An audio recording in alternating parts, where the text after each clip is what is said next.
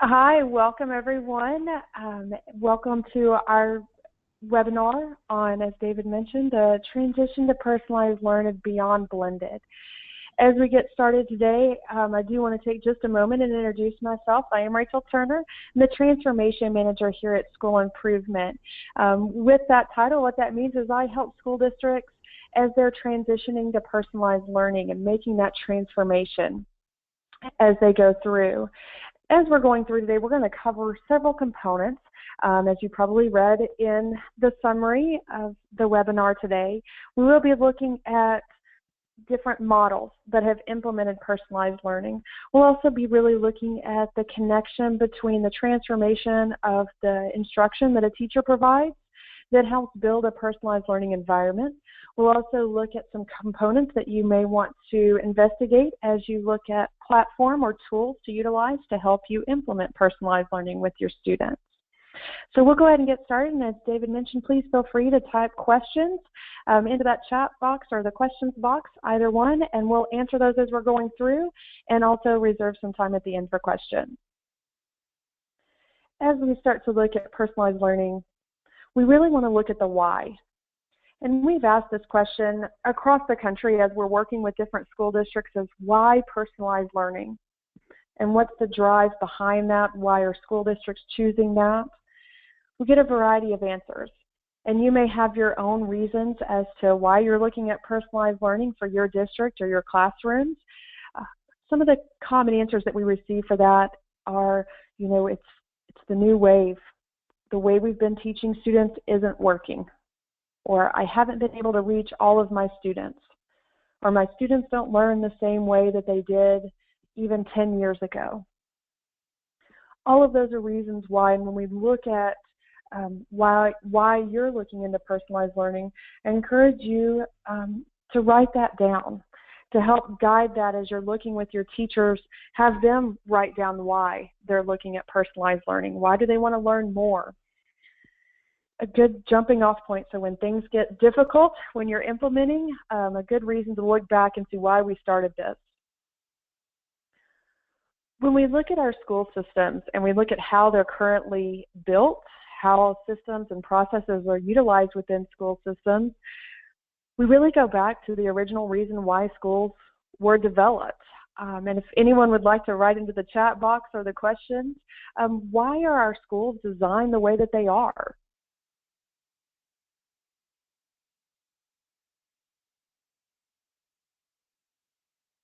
In many cases, and one of the founding reasons for why our schools are designed the way they are has to do with that factory model. We needed workers who could work in factories. We needed that system approach. And that's really where our school started from, was really looking at, we needed people to be on time, they needed to know a set of skills, and they needed to be able to perform those functions. When we look at those traditional classrooms, and here's an example of a classroom from the 1900s. When we look at that, or from 1900, we see students in rows.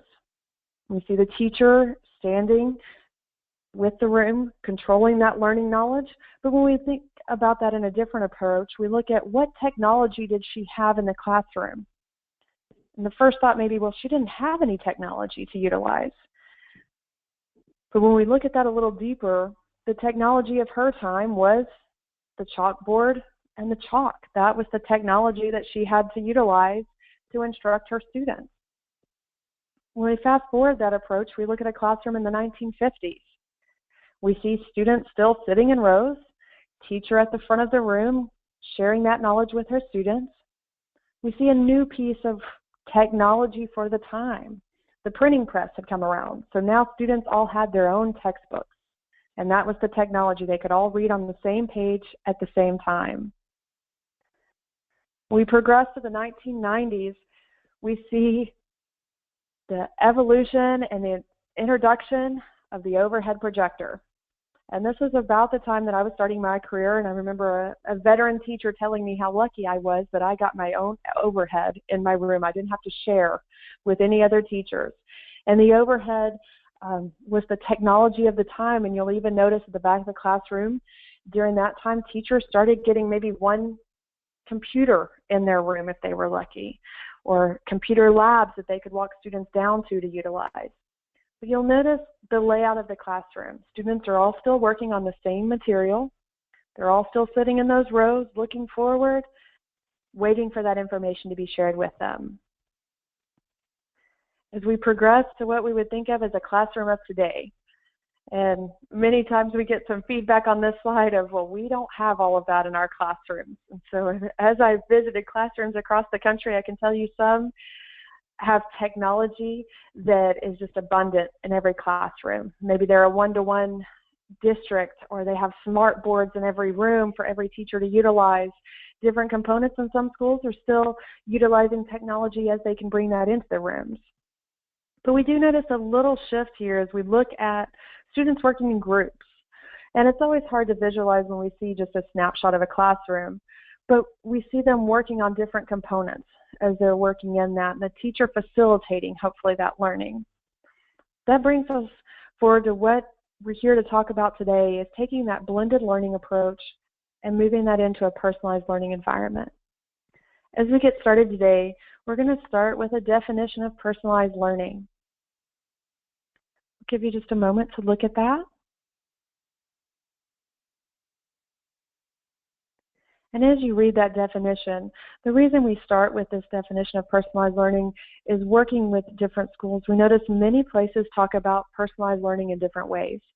And that can be true whether you're researching through journals or books or visiting different campuses or districts that are utilizing personalized learning.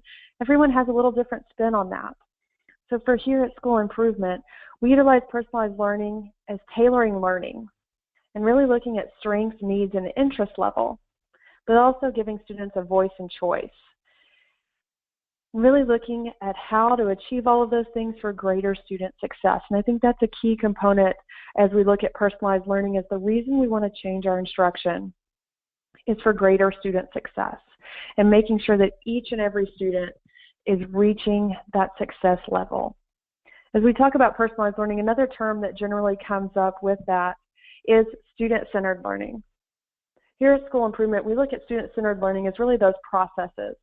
How the system works for the student. When we think back to some of those slides we just saw on how our schedules are set up and the systems and processes we have in place at schools, sometimes those are dictated by other things besides what's best for student learning in the classroom. We think about where students are placed in the room, when they come to class and when they leave, bus schedules, lunch schedules.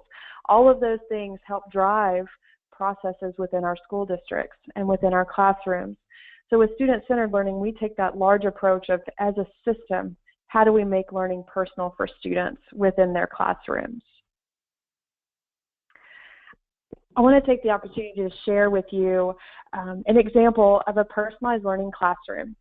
This is one of our campuses up in the northern U.S. It is a school that is a middle school. They're serving students 6 through 8. And here's a snapshot that we got the opportunity to take when we were visiting the school. And just to point out, that is actually me fixing my sweater. I was walking through the classroom when another colleague took the picture. So if you're wondering what I look like, that's it. This classroom was simply amazing, and this is what their entire campus looks like. They actually had the opportunity to physically break down walls when they were redesigning their school to make it a personalized learning environment. You'll see they are a one-to-one district. They're utilizing our platform for the students to work on their content. But I always like to draw attention to the fact that they're not just sitting individually working on the computer. You see students using manipulatives, using paper pencil stills. You'll see students talking to each other and working through that together. Now, if I turned around, and here's what the picture was taken, they just turned around and took a picture from the other direction. You'll notice the teacher working one-on-one with a student. And as a former classroom teacher, that's something that I felt like I always struggled to find time for, was that one-on-one conversation with students and to be able to consult individually. And if I did, many times I spent more time going, no, we're not going to the restroom right now. No, you can't go back to your locker. No, we need to focus on working with the student. And that engagement piece with what they were working on wasn't there to keep them engaged so that I could have those one-on-one conversations. I'd also like to draw your attention to their evidence board. This picture was taken at the very beginning of the year. So their evidence board is blank, but here was a place for them to display their evidence, their mastery of their learning as they were going through, and also their targets. And those are the red, yellow, and green over on the right-hand side of your screen, being able to show what objectives or targets, as they refer to them, they were mastering as they went through the content. So a very visual and kinesthetic activity for the students to be able to put that information on the board and be able to see that as they're going through. One of the questions we always get with this slide is also, man, look at that furniture. There are lots of components and lots of ways to implement personalized learning. I promise you don't have to have the furniture. This was their interpretation of what they felt like a personalized learning environment meant for them. So they did have the opportunity to purchase the furniture and make that fit what they felt their students needed as they were working through their information. So that was a nice feature, that they have the couches and the bright colored furniture, and we're able to move away from just a traditional desk setting as well. When we start to just look at models, and here we've got some basic examples of just models that we've worked with schools as they're implementing. This is more of what we've seen at the elementary level. So if you're looking at personalized learning and implementing at your elementary campuses, here's one model that you could follow. And the reason I keep saying one model, or here's an example, again, you want to customize for what meets your students' needs, what your teachers' needs are, and also what your flexibility is within your state. But here you'll see the opportunity for direct instruction. You'll see independent learning along with project-based and independent practice. You may be saying, well, at our elementaries or even your middle schools or high schools, we already do small groups and centers. However, here, when we start to look at that rotation through those, when we look at independent learning, that center is designed for students to be working on skills that are directly at their level. That may be different than the direct instruction that's provided to a different group, or the independent learning that's provided to the group that comes after them. When we look at project-based, really student-driven projects, they may be all working on different projects or partnered, or in small groups, working on different projects on different objectives, producing different outcomes. And the same for independent practice. When we look at a personalized learning environment in this setting, it's really driven by where they are and accelerating them to the next level. So every student in this classroom may not be on the same level. They may not be studying the same objectives, and that's really where the facilitation of the teacher plays such a key role in the planning of that as they're working through. Here's an example of a model at the middle school level and looking to how that works within a system. At this school, they took the opportunity, utilizing 3 teachers. What they did was they had one large classroom, and the students were working independently through their material. And as needed, the language arts teacher or math teacher could pull out students based on what they were struggling with or what direct instruction was needed for that student, and pull out individual groups. Again, as we moved to the middle school level, they felt like they were really struggling with how to provide that small group instruction on where the students were at. They were also seeing greater variation in where their students were coming to them, and they weren't able to meet the variety of needs that students were displaying in the classroom. Through utilizing an online content, they were able to meet students where they were and still progress them, and then be able to provide that small group instruction that the students were so desperately needing. As we look to a high school model, this is one, I would say, on a spectrum of personalized learning, one of the more advanced models that we see across the country. And it is a very disruptive environment if you're not used to that type of system. And it can be very overwhelming to visit for the first time, I can tell you. It was very overwhelming to me the first time that I saw it. But in a traditional high school setting, we have students in a math class working on math, in social studies working on their history courses, and so on. But what if I work better and I finish that content area and I need to move to math and work on that? Or what if students in the math need to go work on social studies, or maybe they've made a connection with that social studies teacher and feel more comfortable working in there? This is more of what we call a free flow environment. again, on that spectrum of personalized learning, this is definitely at the high end of that. One of our campuses that we started working with 2 years ago, they started in the first semester with more of a bell schedule, and now the second semester are moving more into this free flow type of system. But it is something that takes high coordination, it takes high student ownership, and many districts feel like this is not a starting point for us. We need to start on a more stair-step approach, or they say, I don't know that we can get to exactly this, but how do we still personalize within the classroom? One of the components that comes up with personalized learning, especially with students working at their own pace or using an online curriculum or digital content as it's listed here, is how do you get to those higher order of blooms? How do you make sure that students are really not just at that basic recall or understanding level, but how do they get to those higher levels? With digital content, one of the ways that school improvement, how we approach that with teachers and with students as well, is that really covers our basic understanding of information, almost seeing that as a co-teacher within your classroom to provide that information to students. Then through small group and direct instruction that you'd see maybe around a circle table, kind of the universal symbol for small group instruction, then they get that analysis and applying of information. And you can really dive deeper into that. And then that higher level, as many districts have worked on project-based learning, really getting to that project.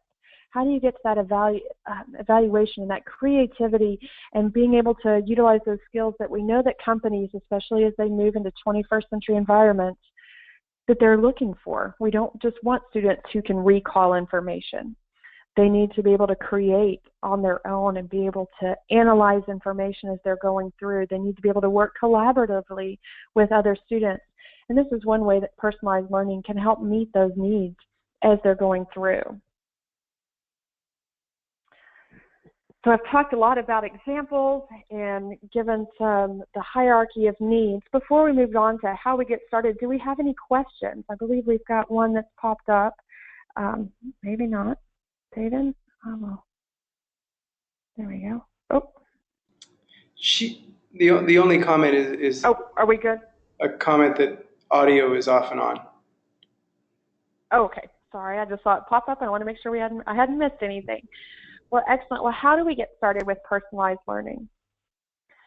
As you start to look at personalized learning environments and how to get started at school improvement, we look at 4 areas. We really start with the people. When we talk about people within a system, we're looking at your students. What are they ready for? We talk about their teachers and your teachers within your campuses. What are their strengths? What are some weaknesses maybe that they're experiencing? What are your administrators ready for? But then also, what is your community looking to provide its students? Look at all of those things as we look at analysis and what they're looking for. We also then start to look at your resources within your district.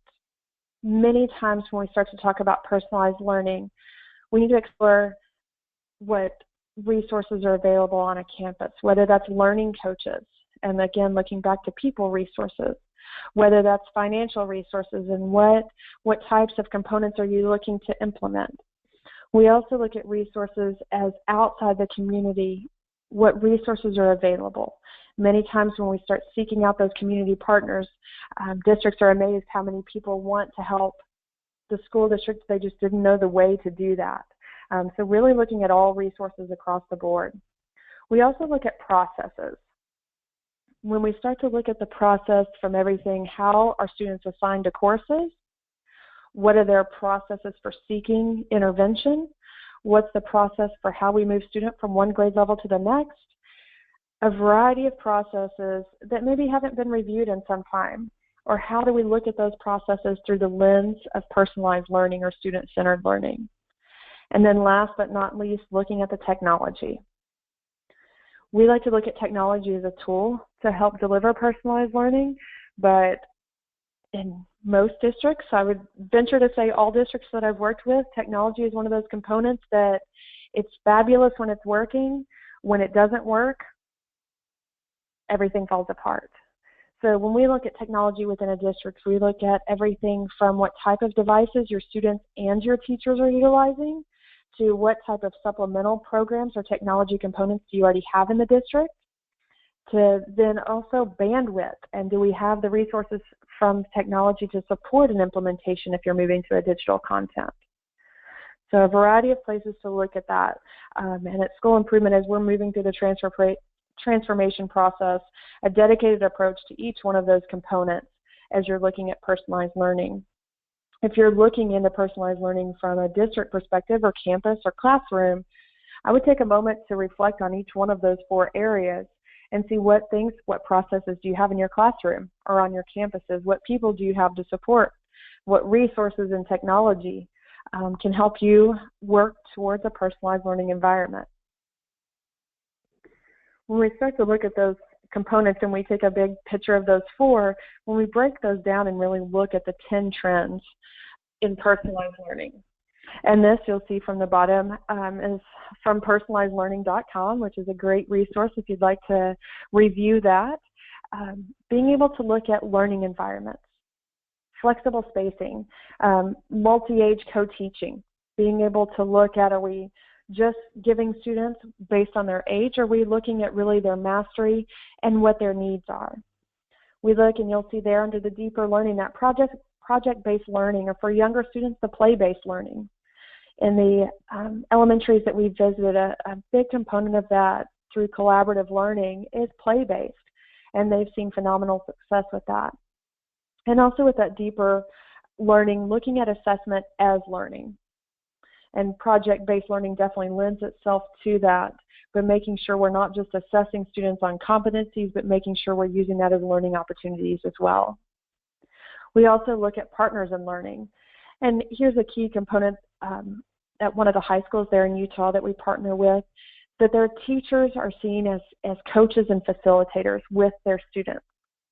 They're really there to provide that guidance and that learning as they're going through the content, but then also providing advisory periods. And I had an advisory period when I was still in the classroom, and I had 35 students. And as much as I would like to say that I had a personal connection with each one of those students, there were some students that I definitely knew more about and was able to check on more frequently. With the advisors and advisees that we see in a personalized learning environment, it's really a true partnership between the teacher and the learner. And they're making sure that they're progressing overall, and they're understanding their interest and their strengths and their weaknesses, and really being that advocate for the student as they go through and start to own their learning. We also, on the top left-hand corner there, look at the learning culture and really look at a belief system among the classroom, among the campuses. When you visit our personalized learning campuses that we're working with, you'll see on their wall their mission statement and their vision statement built and in classrooms as early as kindergarten, really being able to see, that the learners understand that they're in different places, that they're all there to learn.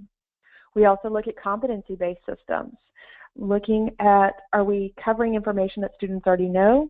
Are we able to progress them once they've met mastery on that competency, being able to move to the next system? And also making sure it's a sustainable system. Many times we see campuses that start with one campus, or start within a school. But we want to make sure that it's a sustainable model that you can expand. If it's good for students, we want to make that available to all students. When we look at the tools, and this really gets into the breakdown of how do we get started on campuses or within districts for personalized learning. We really start with what we call our facilitated transformation process. This is really making sure that our teachers are prepared for a personalized learning environment. In many discussions that we've had with superintendents, technology directors, even campus principals and classroom teachers across the country, many times when they look at personalized learning, they start with a digital content and start with that direction. What we look at School Improvement is really making sure that your teachers have the skill set and what they need to be successful in a personalized learning environment. It is a transition to see that I'm now a facilitator of the learning, that I'm working with these small groups throughout the day, that I'm conferencing with students, that I'm delivering small group instruction, that I know how to analyze the just-in-time data that I'm receiving to be able to guide my instruction. that professional development component is huge, and I would say critical, in a successful personalized learning environment and the transformation to that type of environment. As we look at that, our facilitated transformation process starts with a very strategic 2.5 days with leadership to really look at what is our definition of personalized learning. If you were to poll your teachers or your campus principals or across your district right now, you might get varying definitions of what personalized learning is. So if you're going to embark on that journey, we want to make sure that we all are utilizing the same definition and understand what personalized learning is. Then we move into strategic planning. What is the rollout plan? We look at a needs analysis during that time to see what are the campus needs. We look at those 4 components that we looked at earlier.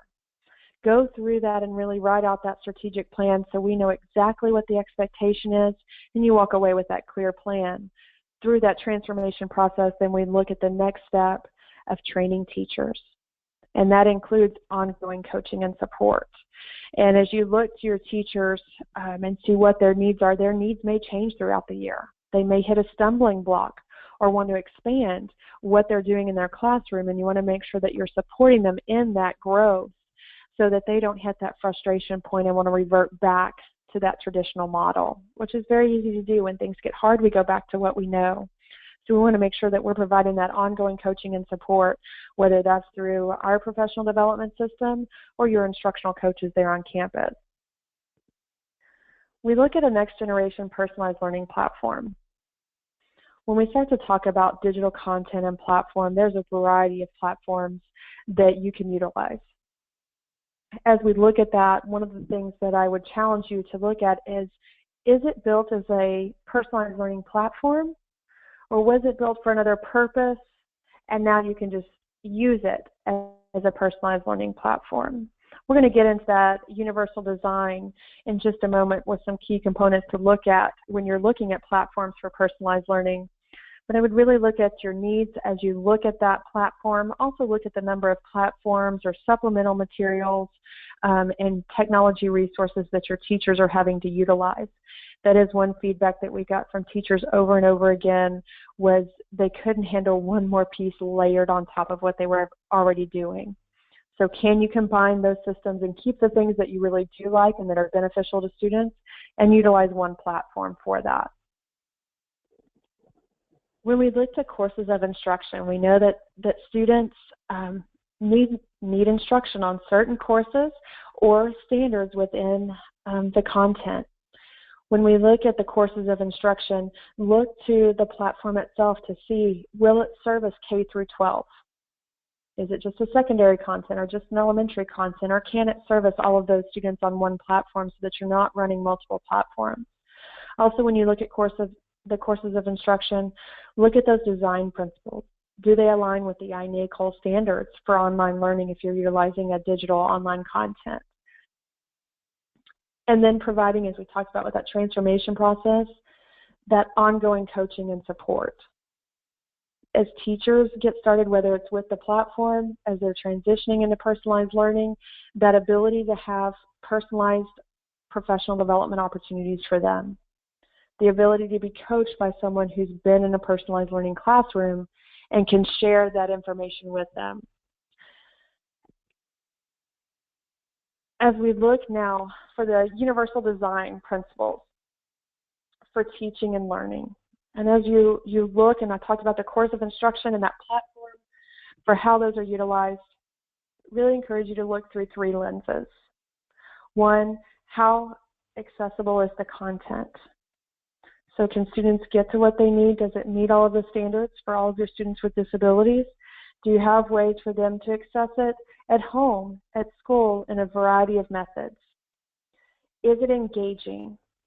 One of the components that we look at within our own platform that we utilize for digital content is we wanted it to be engaging, not just entertaining. So a big difference between those two. We want to make sure that they're engaged in the content and learning, not just entertained. Also with that engagement piece, if the content is not engaging for students, that's where you start to see that difficulty in managing a classroom if students are working on digital content when you're running small groups or when they're working on projects, is that inattentiveness and that wanting to get up and move around, or those behavior management components that you're looking at. And here we shorten it to express that expression. How can students use expression to show what they've mastered and what they've learned? Also, how can they express their feelings about the content that they're learning? Within the platform we utilize, we have an area for students to self-assess, whether that's telling us their interest level, their effort, or their understanding of the content. Also, again, that project-based learning, or having multiple ways for them to express their understanding and mastery of the concepts that they've learned. So a good 3 lenses for you to be able to look at the content that you're providing to your students. For those universal design learning principles, as you're looking at that content, we looked at the lenses. Now let's look at some principles to really see how can you evaluate that online content and that digital content as you're working through. One, is it adaptive?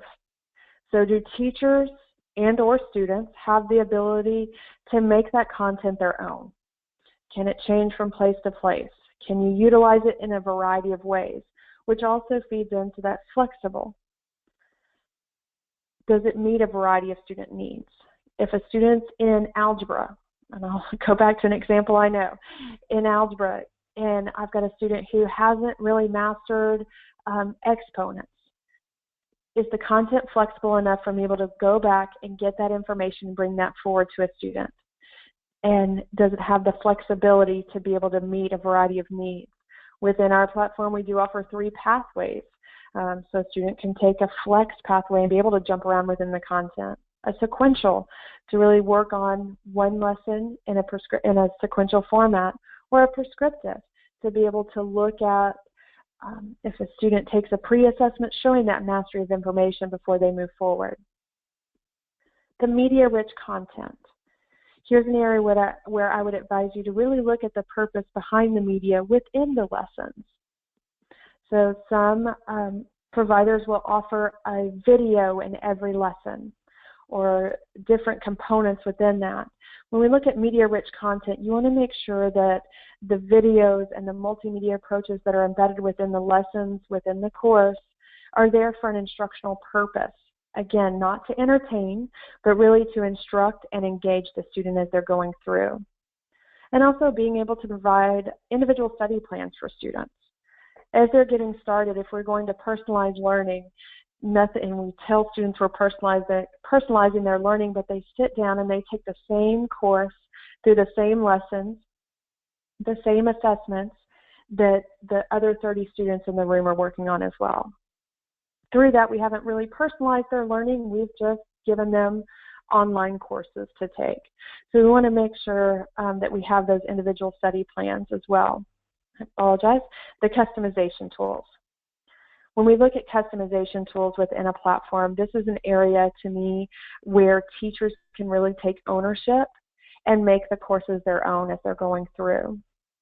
When I've worked with school districts as they're getting started on the path to transformation for personalized learning, again, we start with pedagogy, we start with definitions, we start with practices and key principles of personalized learning, and then we bring in the digital content.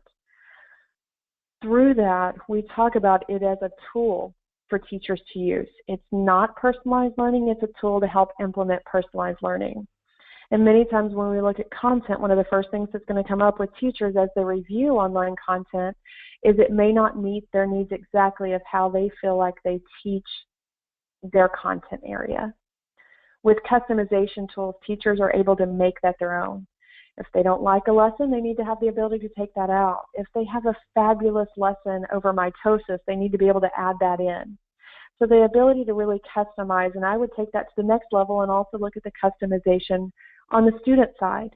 Can the student customize their lessons as well and really be able to inform how they're learning and be able to add to and communicate and also add supplemental materials as needed?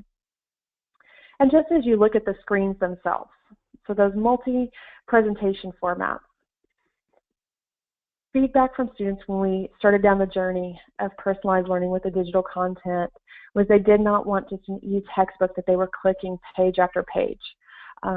and having to just read words on a screen.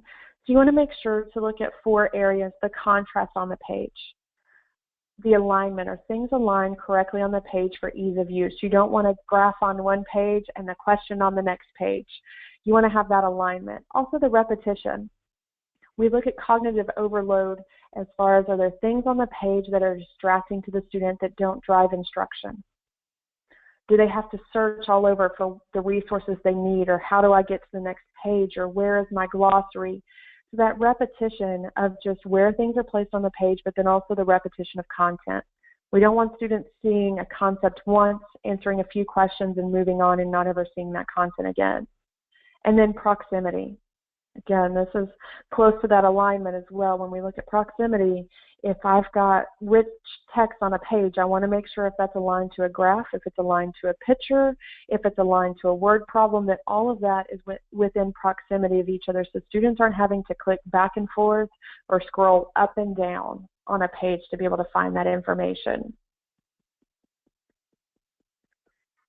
As we draw closer to the end of our time, the matrix that I'm showing you on this screen really gives you an overall view to help, one, look at where your campus or your district or your own personal journey towards personalized learning may be. We'll start with that bottom left-hand corner and just look at impersonalized, more of that industrial type approach, where our policies, our structures are designed for efficiency and economy. And while we want to keep all of those things in check, does that put us on a fixed schedule? Does that put us on one pace and one path for our students with disregard to where they are? We look to the opposite of that, where it is personalized and more relational. Are our policies designed for unique students and individuals, where they can help choose their schedule or their location or their path and pace for how they're learning? We look to the bottom right corner to look at really that mass instruction, where it's the teacher at the front of the room providing that information, then providing a test at the end. Up to the top right-hand corner, where we see students are owning their learning. They're thinking and doing on their own. They're creative. They have that exploring, that critical thinking, and they're learning through experiences. So a great matrix to be able to look and see, okay, where do we fall on each one of these? And what's the direction that we would like to head as we look at personalized learning? So I have talked quite some time, quite a while for me. What questions do you have? What is something maybe that I talked about that has piqued your interest, or something that I didn't talk about maybe that you'd like to discuss with our group here? We'd be happy to open up for questions now.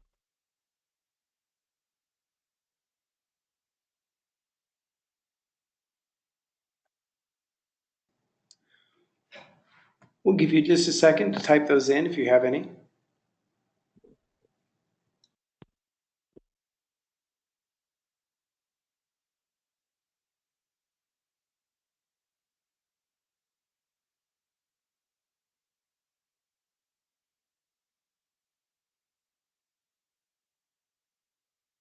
All right, well, I would like to wrap up our discussion today with just encouraging you as you venture down the path towards personalized learning, whether you're still in the discovery phase or whether you're looking at implementation, to really look at those 4 components that we look at. As you have questions here at School Improvement, we're more than happy to talk with you and have some of those discussions and work through that. And a key component, as I mentioned previously, really looking at the professional development of your students, the professional development for your teachers, to provide them learning opportunities as they venture down probably a new journey into personalized learning for their students, that you're providing them the professional development opportunities on a personalized level for them as well. So David, I'll turn it back over to you. We do have a few questions that have come in. Oh, sure. Sorry about that. Go ahead. That's all right. Usually that happens. We think nothing's coming in and they're still typing. Deborah asks, do you have any suggestions for materials or programs to personalize instruction? Sure. So we do offer a platform and content here at School Improvement, and you can look on our website, and that is called Edivate Learn, and that's one of the key components again that we look at from a technology standpoint. There's also several books that we utilize, and one of those is, and I'm sorry, I'm turning around. I'm in my office because I know I use the book on a daily basis, and I'm gonna have to pull it out so I don't mess up the title for you. Blended, Using the Disruptive Innovation to Improve Schools by Michael Horn and Heather Staker. That's another one that we use and have utilized as a book study with districts as they're starting their journey to personalized learning as far as book resources. But yes, then we also have our tools here within Edivate that we utilize with our teachers as we're partnering with them so that they can see actual videos of teachers implementing personalized learning, and that's one of the components we utilize for professional development as well. Another question, what materials would be beneficial with multi-age classrooms? Well, I think that's one of those key components when you're looking at how you want to set up those systems within your classroom and within your campuses is finding a digital content that, if that's a direction you're looking towards, that meets that K through 12 component, and being able to meet the needs of students, even if they're in 6th grade, being able to access that 3rd grade material, or being able to, if it's a freshman in high school, being able to access lower level curriculum. Or right now we're seeing a trend with that reversing, and 4th grade students needing 8th grade material. So being able to utilize that, and that's really where, to me, the digital technology tool really serves as that co-teacher in a classroom. If you were to buy materials for all of those students and have a teacher be an expert in all of those content areas, it can become very overwhelming from even just a logistical lesson planning component. So that really gives teachers that opportunity to utilize rigorous and validated curriculum to help progress students. And just as a side note, within our content for that, we provide the teacher resources right up front so that they know exactly what materials are needed and are able to review that and supplement that as needed. One more question. What are some digital content platforms you've seen used successfully in secondary school settings? I feel bad. Here we go. Edivate Learn is a platform that we utilize, and we do offer that 6 through 12 content, of course K through 12 as well. But within that, we've got a campus right outside that, in fact, the National Superintendent Association just visited on their last outing to Salt Lake City. They're in Weber, Utah. They utilize us for their secondary content and are seeing great success, not just with acquiring credits, but also performing and passing their state assessments as well. And that's a component that I would look at when you're looking at that secondary content, is not just our students earning credits, but how is their performance on whether it's their state assessment, end of year course exams, whatever measure you use outside of the content, to make sure that the students aren't just working through that, but really that they're mastering the content as well.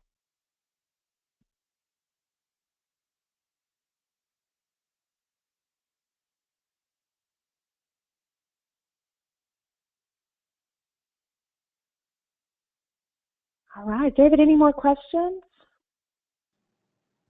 That is all the questions that I've got. Excellent. Well, thank you all again for joining us today. We greatly appreciate it. And I believe David's got some wrap-up information for you. We'd love for you to take a quick poll. It's just 2 questions. And David, I'll turn it back over to you. Great. Thank you, everyone, for visiting or for attending today's webinar. Don't have the poll handy on me right now. Let me see if I can. Yeah, there we go. Okay. Launching a quick poll just for those in attendance. Give us some feedback on how this webinar went. Again, this presentation will be available. I'll send this to you via email tomorrow, and also with the recording. So please note, for any of the webinars, as long as you register, you'll get the presentation and the recording. And we appreciate your time.